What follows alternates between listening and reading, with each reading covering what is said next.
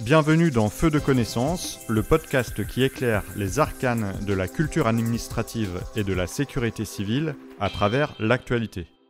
Les commissions administratives paritaires sont les instances de représentation des fonctionnaires.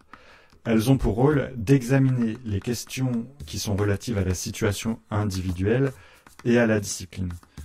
Feu de connaissance revient dans cet épisode sur la mise en place, la composition et le fonctionnement de ces instances paritaires dans la fonction publique territoriale.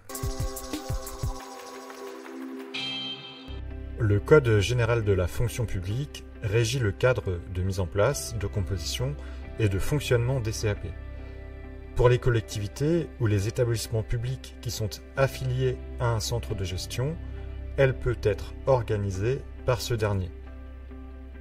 Pour les établissements qui ne le sont pas, les CAP sont mis en place auprès de chaque collectivité ou établissement public.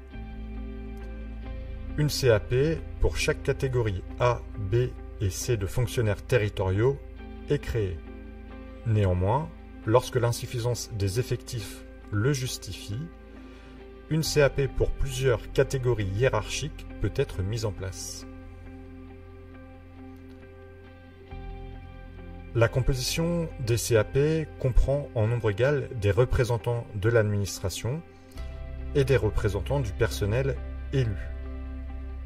Les représentants de l'administration ou de l'autorité territoriale au sein des CAP sont désignés en respectant une proportion minimale de 40% de personnes de chaque sexe. Les représentants des collectivités et établissements au sein des CAP sont désignés par l'autorité territoriale. Les représentants de l'autorité territoriale sont quant à eux désignés par les élus locaux membres du conseil d'administration du centre de gestion lorsque la CAP est placée auprès d'un centre de gestion.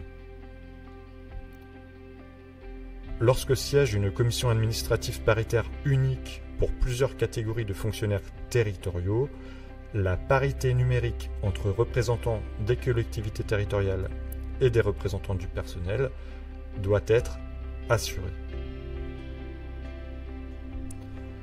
Au sein d'une CAP, les fonctionnaires d'une catégorie examinent les questions relatives à la situation individuelle et à la discipline des fonctionnaires qui relèvent de la même catégorie sans distinction de corps ou cadre d'emploi et de grade.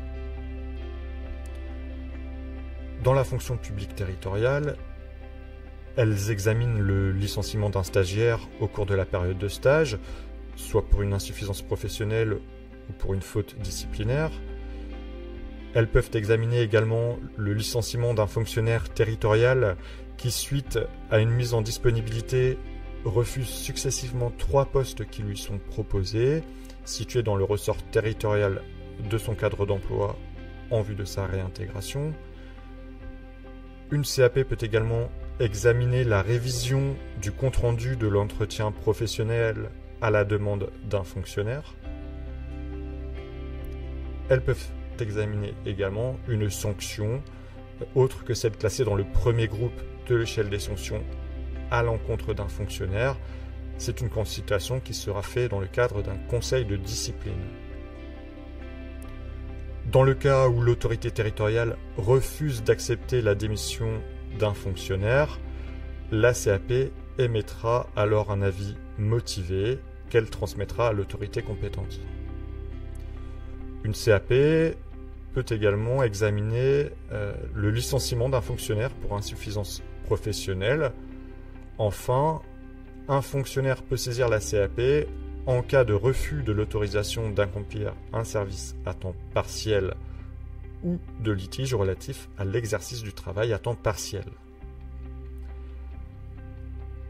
Les commissions administratives paritaires sont présidées par l'autorité territoriale. Elles sont présidées lorsqu'elles siègent en tant que conseil de discipline par un magistrat de l'ordre administratif en activité ou honoraire, désigné par le président du tribunal administratif, dans le ressort duquel est situé le siège du conseil de discipline. Enfin, le président du centre de gestion peut se faire assister d'un collège qui sera composée des représentants des employeurs des collectivités affiliées afin d'établir les listes d'aptitudes.